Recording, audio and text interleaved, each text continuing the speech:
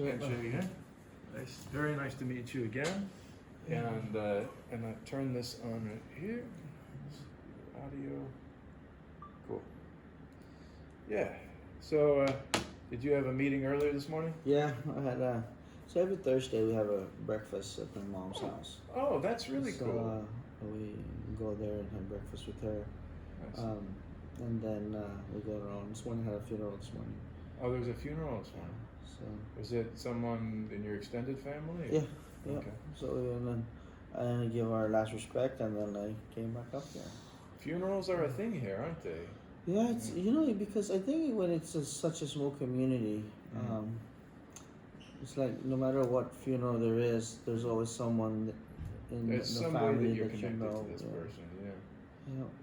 Or the family for that matter. Oh right, yeah. That's interesting. Yeah, that's where I met you before. You went over for the funeral in Rota, in right? Rota, yeah.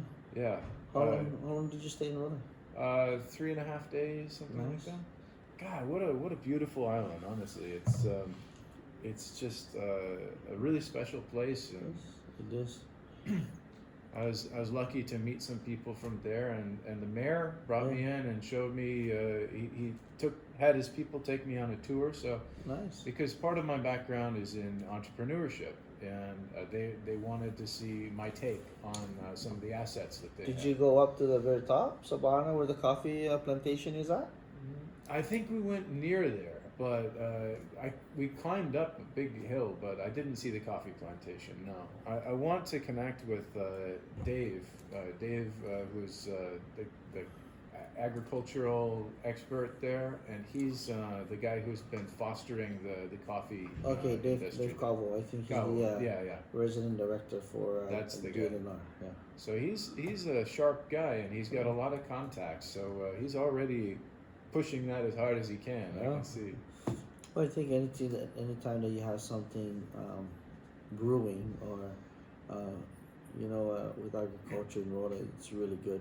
Good for the island because the soil is rich and it's a higher elevation, so the moisture content of the soil. Yeah, it's so interesting what they have going for them because there are so many things to appreciate here in Saipan.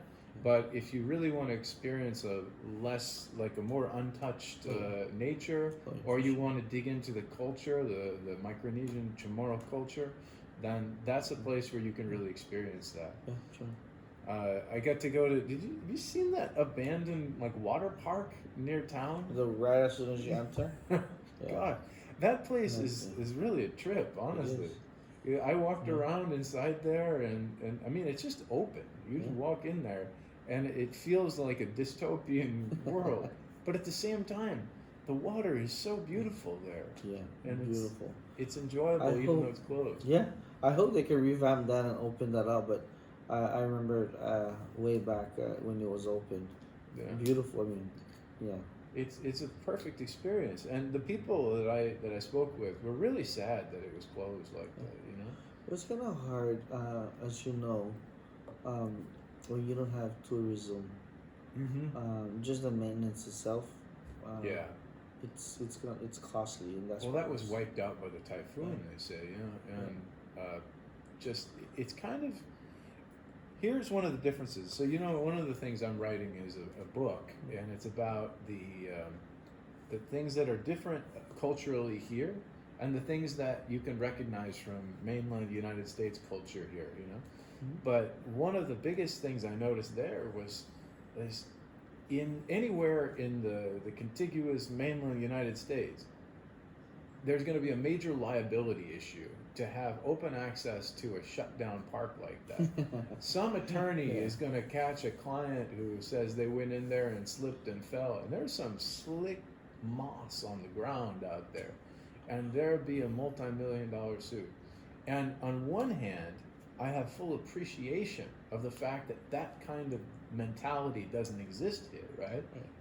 It makes this place special that attorneys aren't going around like sharks looking for those cases. But at the same time, I'm just used to living in my little American bubble where there's always somebody to protect you from getting yourself in danger, Right. If you now that you mention it, think about it. some of the bigger cases here are actually contested by U.S. mainland They're U.S. mainland people that folks. Yeah, and they have these liability issues, sure. and it's frustrating. Now, I've also lived in Europe, and Europe, it's a little more, it's less about litigation, and it's more like, hey, you got to have some common sense. It's your responsibility to have common sense. I stood on a mountain in Norway, and like, there was nothing preventing you from stepping off that cliff, Mm-hmm. and it's just kind of like, Don't do it. have common sense. Don't do it. Don't do it. Exactly.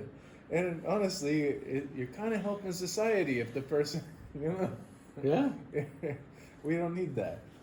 Yeah, Anyway. Rota, for something, even for me, I've been to all the islands, and Rota is just very special.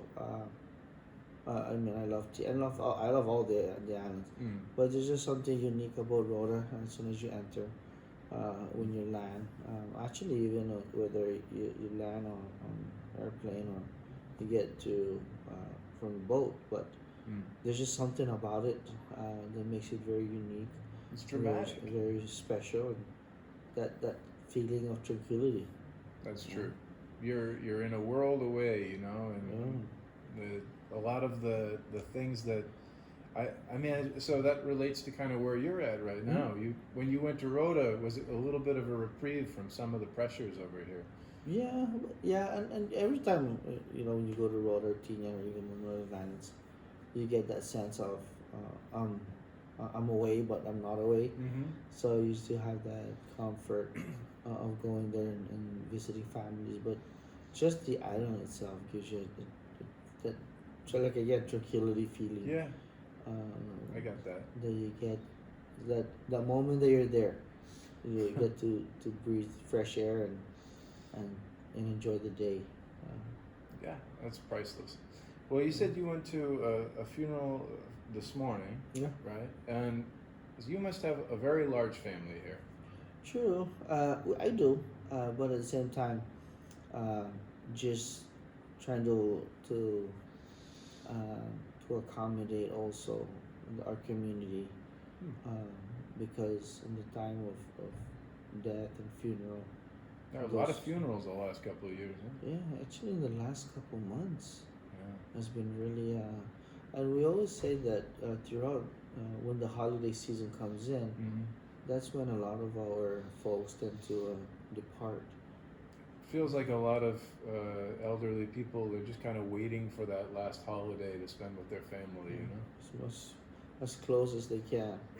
I lost my grandmother this last year. She was 99 years old. Well, congratulations. Yeah. You got a good genes. Yeah, right? I had three grandparents made it into their 90s, That's awesome.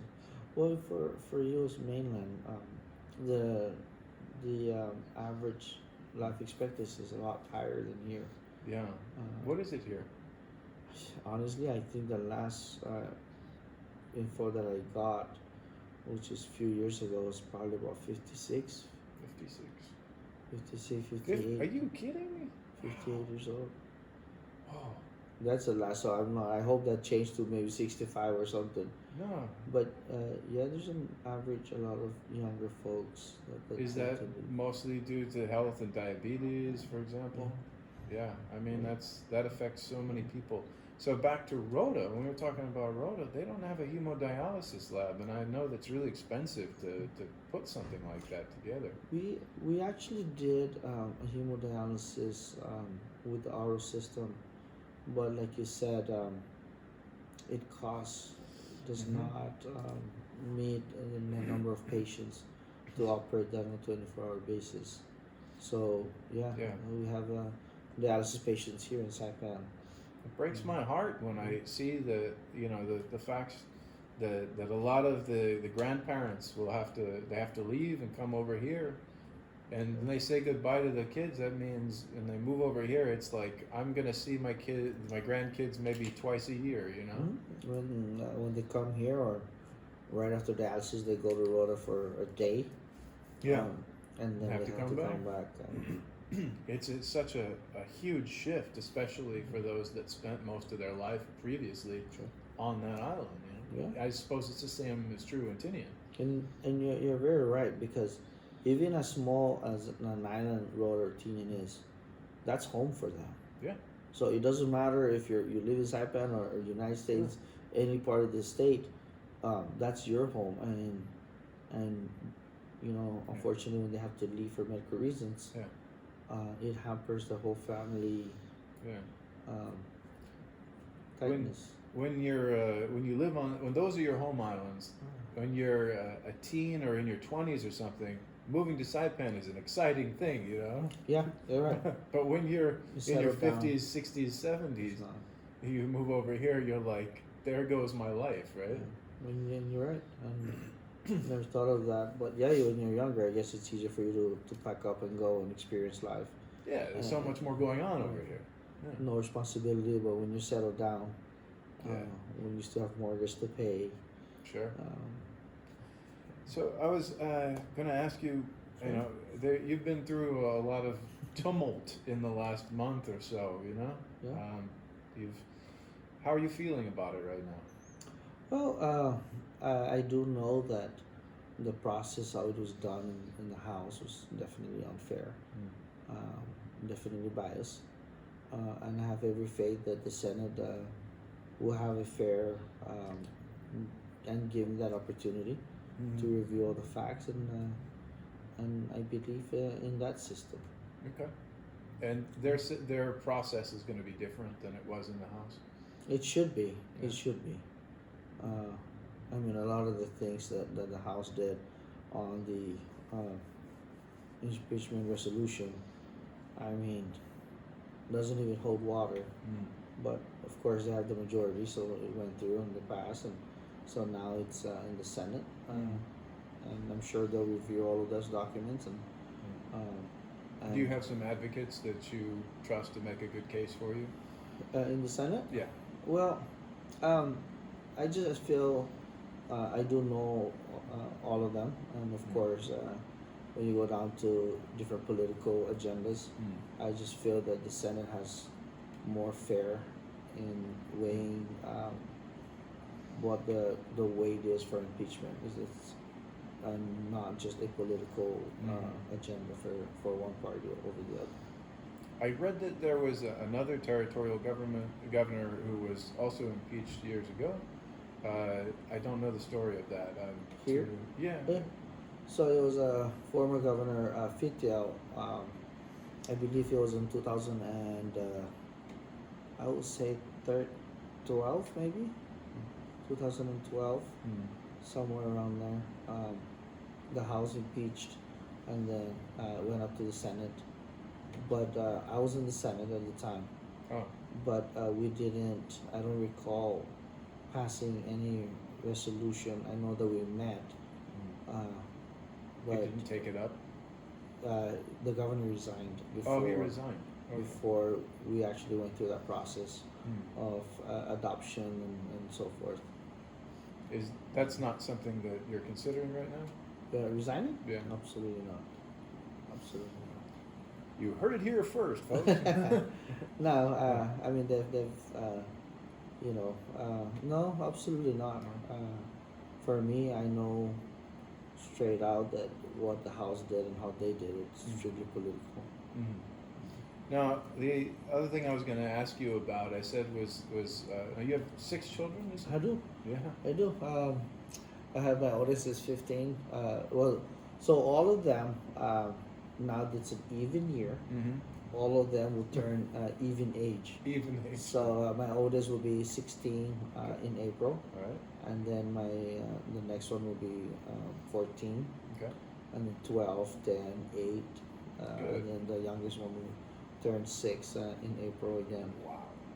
You've been a busy man. What? We got 4 boys and 2 girls. Very blessed. Yeah. My mom's side, there's 13 of them. Yeah. And my mom was the oldest. And my dad's side, there was only 2 of them. Well, there's 3, but one passed away during the war. Oh, So with my dad growing up, there was only two siblings. oh, okay. So you decided to double that. A triple for my mom, my dad's side. Are you gonna have more? No, we're good. Good now. But my wife's side too. My wife's father, my father-in-law, Mm. I believe there's I think 15 or 16 siblings. So So it's a how? big family. I imagine that they're kind of your main inspiration in life. You know, with the, Yeah, just normal family, normal life. Um, do you get a chance to have dinner with them on a regular basis? my Well, with your family. my kids the are yeah. my kids. Okay. Yeah, every morning we try to eat breakfast together before they head out to school. My wife and I definitely get um, drink coffee. That's our morning coffee Okay. together. Um, and then we try to spend some time in the evening or on the weekends for sure. But obviously with my schedule, it's pretty difficult to get everybody in. Yeah. And that's why in the mornings the easiest because we get to of course yell and scream and get ready and then Get your clothes on. get your clothes on. You You do do your your homework. homework. Come and eat. Brush your teeth. Brush your hair. Where's your socks? Where's your shoes? Well, Every day. I imagine your wife appreciates your help on that. Oh, It's yeah. got to be hard with 6 But kids. yeah, but the kids are pretty good. My oldest, I'm just really impressed with him. He wakes up pretty early. Mm. He gets up. Honestly, I think 5 o'clock in the morning. Wow. Yeah, he gets up, showers, gets ready, and he's a sophomore now. Mm. And then helps his siblings. So my Does- oldest girl too. Does your oldest know what he wants to do with himself yet? He wants to be an entrepreneur.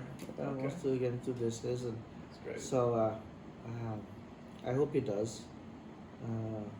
But I told him, I said, until then, you gotta go to school. Yeah. Right. Well, I mean, it really being an entrepreneur it requires a lot of flexibility, Mhm. a lot of different skill sets that you need to. So he's got to stay in school and pay attention to that. So one time he said, Dad, what would it take for me to open up my business and not go to school? Okay. I said, all right. And I'm looking at what the average salary is and Yeah. what salary would be enough to sustain a family. And I said, okay, well, let's make a deal. If you make $5,000 a month on your business, Okay, yeah, it's $60,000 yeah. a You year. can drop out of school You tomorrow. can drop out of school tomorrow. Exactly what I said. And you have these big eyes, like Yeah. these glowing eyes, and That's and his those- motivation yeah. is to get out of school. and I said, well, until then, you got to go to school tomorrow. Yeah. But it's something that it's been driving him. So It's he's been nice to trying have a really- dream like that. You know? Yeah, so it's something that he has, and I told all of the kids, whatever you want to do in life, it's for you. Mhm. Mom and dad is only here as a support team. We're here to support as much as you can, but the drive, the dedication, commitment is them. That's cool. Having kids that are self-motivated is a blessing for sure, right? Yeah. That's cool. Well, so then the question was, I mean, what kind of questions do they ask you given what you're going through politically and professionally now? So politically, we talked about the process, what's going on, and just to inform them that this is part of life and this is part of that position in the government, because Dad is the governor. This year is an election year. Do they all like understand the significance of your job?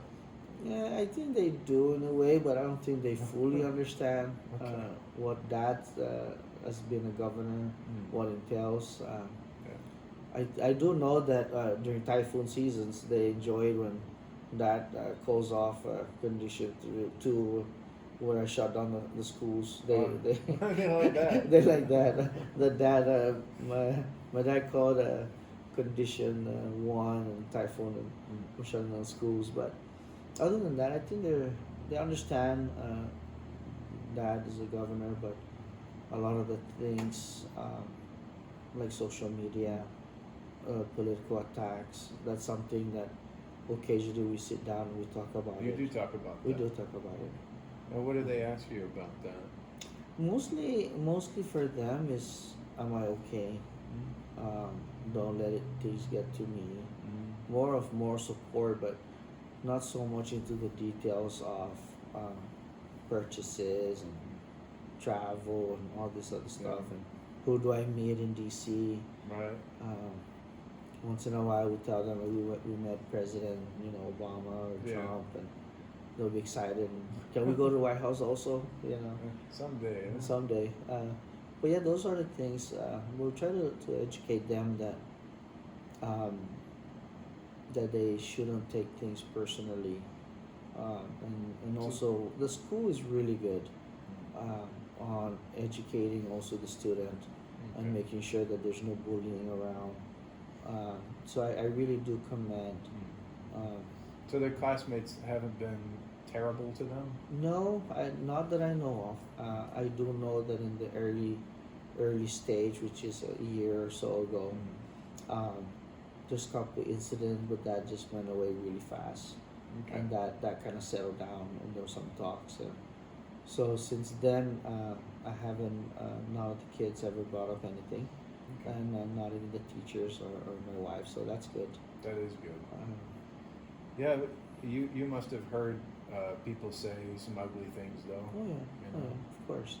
That's- has it always been like that here? No, I think social media has gone way out. It's never been like this, and people. You've been here what, a month already? Just 2 a months? month or so. Yeah. Yeah. Brandon, we're pretty mellow folks. I typically feel that Yeah. way. Yeah. We don't. We're raised to give respect, because that's how my household was. Respect your elders. Just little things in life that you appreciate. Love, respect, courteous, compassion. Yeah. All of those don't cost anything. Yeah. Doesn't cost anything to smile and say hi, good morning. It doesn't. No. Right? And so growing up, it's always been that. That no matter where you go, the higher you go, the more you drop yourself up. And honestly, the word respect on this island has always been the paramount of growing up. But social media lately, people would use alias names, and they feel so comfortable behind a computer, Yeah. and they throw words out there. Later on, they regret it, and whatever it is, and it's not, most of the time they don't even address the issues. Yeah. And so for me, I understand that, and I just move forward. I don't spend a second or two. How do you engage with social media? Do you have accounts, and do you respond to people who say things ever? No, I don't have. I used to have Facebook personal. I do have Facebook under the office, but other than that, we have staff that updates the Facebook on what we do. You never get into a tit for tat. No, I don't have time for that. That's good. I don't have extra time to go in and look who's talking and what they're Yeah. saying, and to spend my time and try to rebuttal. There have been leaders who had problems with their Twitter account, for example. Sure, yeah. In the past, it's good that you never got into that game, Well, because for one, I don't have the time to do it. right? Second, it'll never end. That I know that for sure. They throw you 10 rocks, you throw one. And then you get 10 continue. back. Yeah, and so for them, it's to please their ego Yeah. that they're given a second into it. So for me, I'm an elected governor throughout the whole CNMI and abroad, and so I have a goal and I have things that I need to do and focus on that and move on. Yeah. Well, I wish you luck. I appreciate you taking the time to talk to me. I think you run through most of my questions, and I know you're a busy man. So Anything else? Like I said, it's always nice to have someone here, especially with you being in the States, and coming out here and enjoying our island, our place here. I'll probably have a thing or two that I'll have like an idea or a question or look for a contact and I'll reach out to you about. Sure. But you have my contact. Oh, you haven't. yeah, I got your number. What do you give me? Ask you. What's your take? What can we better our economy here? Well, I had some ideas that I talked about yesterday briefly, but I obviously I don't have the background to know if they've been explored already and disregarded or what. But I was asking about having a business incubator, you know, something like that, usually associated with a college or the trade school or something. Another is a concerted effort to relocate businesses here that fit into the culture and economy here. So, being that, how can we entice one or two companies from the States? And if so, which company do you think fits in? Okay, so for example, I just pulled this out, and it seems kind of wild, but if you have a tax benefit to offer, do you? I mean, well, considering I think that our tax, I believe, is one of the lowest.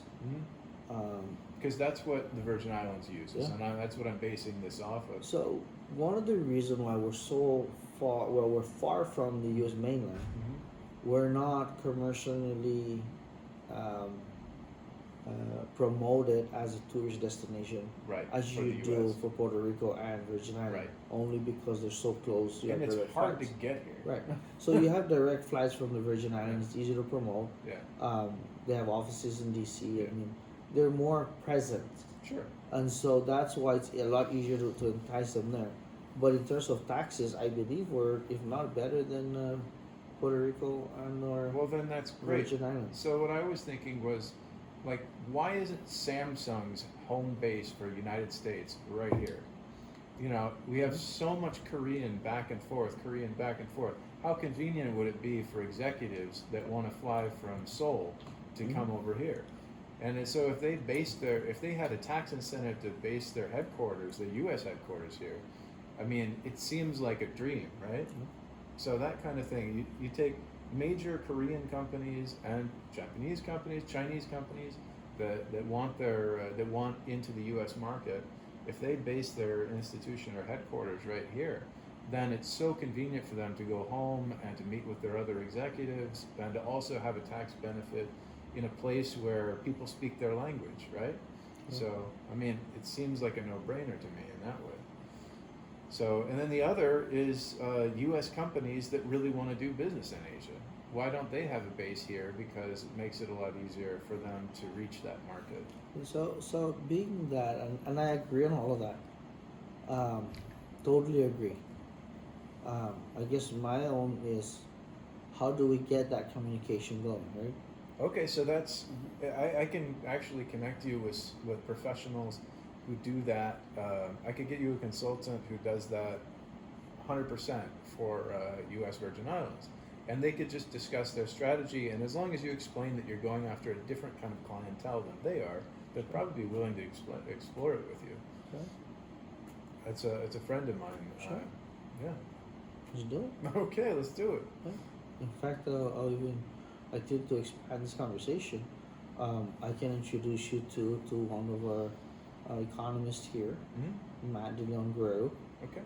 He is also a commissioner for cannabis. Okay. And I think you'll be impressed with him. Okay. And see how you and your friend out of Virgin Islands can work things out, and see if we can get one or two companies to look this way and see what kind of incentive we can give the companies. Absolutely. Well, I'll give you his number later on. Okay. Yeah. Well, that's what I was thinking as an untapped opportunity.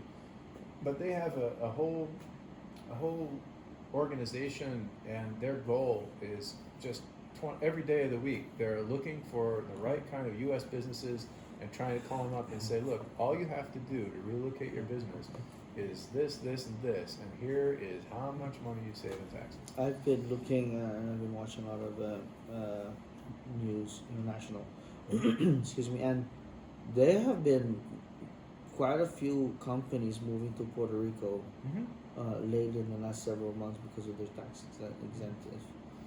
Again, the proximity to U.S. Yeah. with Puerto Rico and Virgin Islands is very much what do you call that? Analogous. Yeah. Yeah. I would say that it makes even more sense than moving to Puerto Rico because you have the exclusion from the Jones Act here. So if there any product that needs to come or go, you know, you have that as an opportunity as well. Yeah, you're right. What you gotta do is look over the shoulder of everybody that Puerto Rico is calling and be like, hey guys, Jones Act. Yeah, come over. That's great. Well, if you can connect me then with Yeah, Matt. I'll WhatsApp you with Matt. Perfect. Yeah, again, thank you again for sitting down with me. I know you're a busy man. I'm gonna actually meet with someone with the language program for lunch. Okay. Which one of them? Jonas. From PSS or Public School PSS, System? yeah, exactly. Awesome, yeah. So I'll meet with him just next. I guess his office is real close to here Yeah, too. somewhere up here, up in Capitol Hill. Perfect. So, are you traveling here by yourself or? Yeah, I came over by myself to kind of do the story, do the exploration. I'm doing 2 videos. One is about the renaissance of Micronesian and Chamorro culture, as you know, it's being kind of brought back into the modern context now. People seeing the value of sustainability, right? Especially given the context of the you know, COVID and all that, and seeing how delicate things are balanced on international shipping and all that. So people are trying to bring back sustainability. Oh, yeah. I remember the very early days of COVID. We were on calls with the White House every other day, maybe I would say twice a week. Was it like all the governors or something? Yeah. Like President Trump at the time, with all the governors,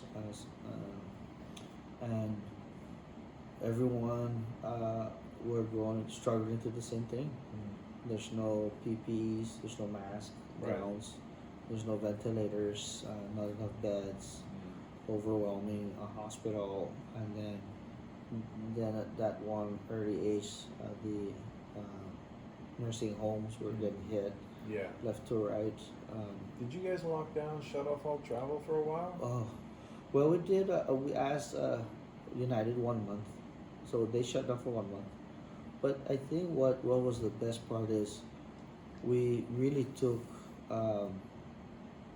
hands on early, and we realized that even as much as we have a good relationship with FEMA and CDC and HSS, we know that PPE is not going to come anytime soon because U.S. is bombarded with cases throughout 50 states, right? You are last on the distribution absolutely. chart. And I understand that. There's no one to be blamed. I just understand that. And if New York, which is one of the wealthiest states, can't get a hold of those masks, what makes us here? Yeah. So what we did is we actually reached out to our network in Asia and say, what do you have? How can you help us with the little 50,000 population? So from then on, we started getting every items that we can get, from gowns, masks, ventilators. Then we started our ACS alternate care site. Have you been to that? No. In Kanoa, you should visit that. I mean, if there's any place that you want to talk about regarding the COVID and how we took care of COVID, you should really watch that. Go down there. It's an impressive facility that we took on in the first several months. But we brought in all of our stuff in. We chartered cargoes. We were going from Korea, Hong Kong, Philippines. Wow. That's quite a story. Yeah. You get all that Bangkok, and I believe 1 or 2 from China as well. but we were getting everything we could and shipping in through cargo, air cargo. That was a crazy time. I remember, all the governors were competing against each other in some ways to get this stuff. Governor Hogan, he had his wife fly to Korea get that stuff. So my test kit, actually, I did mine a week before Governor Hogan. Oh, you did? Yeah. So what I did is we actually connected with Sogen, and one of our network said it's not FDA right now, but it's already on UA. Okay. EUA, or the emergency authorized, so EUA. So it's already on the works. We got the EUA, and then FDA is just a matter of time. So we got our test kit a week before Governor Hogan's wife got a hold of the same soldier. So our came in, and then a whole fleet flew from Korea all the way to Maryland. And I remember because I was watching CNN, and when it landed in the airport, it was guarded by national security, National Guard, to wherever they're storing the test kits. But we got the same test kits that Maryland had, and we're still using the same test kits. Oh, good. Yeah, really awesome team. So at the time when all of the public health professionals around the nation there was about 20% infected with COVID. We were 0 here. And if you want to spend just a little bit more time and look at the history of our COVID, you're gonna see that almost a year and a half, we've only had 2 deaths, which is the first couple of weeks of COVID. And then I think early October of this year, we're up at 290. So we were able to sustain our COVID numbers very long time. For a long time. And this one now that we're going through is our first wave. And we are, the last info I got as of yesterday, we're at 98% vaccinated community. Wow, that's really impressive. So apparently the public health message really got out to people around. Oh, we shut down the first COVID. I did an emergency and shut down the government and set a curfew at 7 o'clock, 7 p.m. Did you get any pushback from national, on that? Because at that time it was being discouraged, right? Don't shut down. No, actually, to be honest with you, if you look back, I was probably the first governor to write a letter to the president asking the president to shut down our borders here from China. Oh, okay. Because one of our major tourist destinations is Chinese, China. China. So for us, it's like, okay, well, if COVID's coming out of China, then we should stop all inbound flights. And that was even because he was pretty early about shutting down travel to China, so that was even before that. Oh, way before that. Yeah. I wrote my letter in January 28, I think, of 2019. Oh, really? Right? 2020. 2020. Yeah. 2020. Yeah. January 18th. Wow. No, so 2020. I wrote him a letter too at that time, and I said, "Look, people who are being affected by this are mostly older people, and they're your voters. And if it's as bad as some of the projections say, look at Florida, look at Michigan. Your narrow margin of victory is this. If you don't take it seriously, you will lose twice as many people as the difference, you won by, And, but of course I didn't get a response to that letter. So when I wrote my letter, actually got a response early, not even 24 hours. Actually, it was like 12 hours when I wrote the letter and said I have to go to the channel. But they got back to you. Yeah. We have a good relationship with the White House. And I guess because we don't ask for so many things, that when we do ask, they know it's important. That's important as a relationship. It is. Yeah. Brendan, I've learned this throughout my my political career, especially having a relationship with FEMA, DOD partners. I can name all the federal partners that we have, but all together, at the end of the day, it's relationships. Yeah. And relationship that that there is trust in this relationship. Yeah. And so that's why for me, I've been to Typhoon Sodilor, Typhoon Mangkhut, Super Typhoon U2. U2, we were hitting 180, 200 miles per hour here. And all my declarations within 24 hours declared. So Are there any standards on new building construction about constructing it so it's less, vulnerable to high winds here? So we did change our building code, if that's going to Yeah. help. So we went back and I believe our last amended for our building code was the early 70s. So when Typhoon Solar came, we started looking into making those changes. Yeah. And then of course subsequent Typhoon Mangkhut and U2, we did change our code. And so, for example, I don't know the terminology for the constructions, but for every spread of 2x6 or 2x4s, instead of having 36 inches, it's now 22 inches. So there's a lot more in between Okay. on the roof, which holds a lot stronger of the roof. I told you I lived in the Virgin Islands for Yeah. most of the pandemic, at the first year of it, and obviously they've been affected by hurricanes as well. Any Caribbean nation has. It got me to study, and I did a podcast where I talked to people who are experts at construction in hurricane-prone, typhoon-prone areas. And there's actually a lot of research that's been done out of University of Southern Florida, I believe it is, or Central Florida, and they've got a whole department that focuses on hurricane-safe construction. And I was wondered if there's anybody who would appreciate contacts related to that, because that could be relevant here. For building constructions. Yeah, just about simple ways that you can reduce risk, right? Yeah. Risk management. Oh yeah,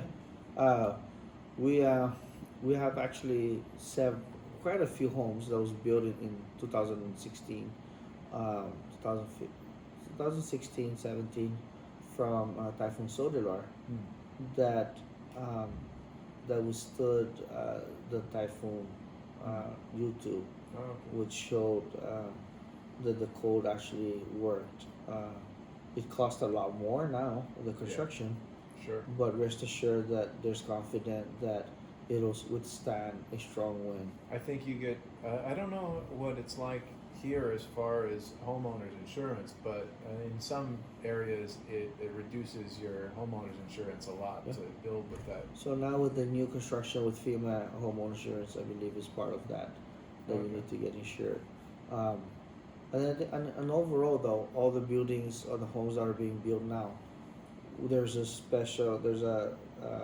standardized specs that needs to be approved. All the FEMA homes are now have concrete, and then they have shutters, extra water tank, place to put your generator. So yeah, with FEMA homes, they're really taking care of here. One of the things that, part of the book that I'm co-authoring, I will be spending some time in American Samoa, Awesome. and some Guam, and Puerto Rico, just because I'm doing all the territories and the culture of the territories. And my expectation is that I'll find that the infrastructure here in Saipan and CNMI is going to be the highest, and the standard of living the highest among all U.S. territories. And I'll let you know if that proves to be true. But I've been Awesome. pretty impressed with it so far. So Yeah, we're trying to make things here as best as we could. It's just that we have been really we've gone through, like, again, Super Typhoon Sodilor, which is 2015, Mangkhut in 18, and U2, and the U2 one is really huge. We had over altogether close to 13 airmen and women. yeah, Flew in from Okinawa, Marines, reservists from Hawaii, Army, and all armed services in Guam, and then we have all of Micronesian sending over their land crew to help Wow. out with their power. Well, it won't be the last one. No, it won't. No, it won't. There will be more. And that's exactly what we preach here is, aside from preparedness, that we understand that it's not going to be the last. We just try to push it as far as we could. On average, before 2015 and 2018, on the typhoon, we always say it's a span of 10 years.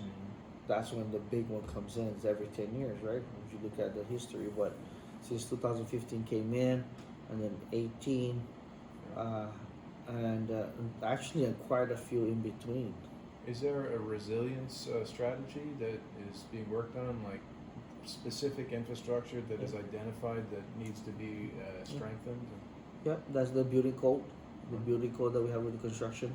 Right. That there's certain things that needs to be done and in place, and that's why the construction for building homes will cost a lot more, but it meets the specs of safety.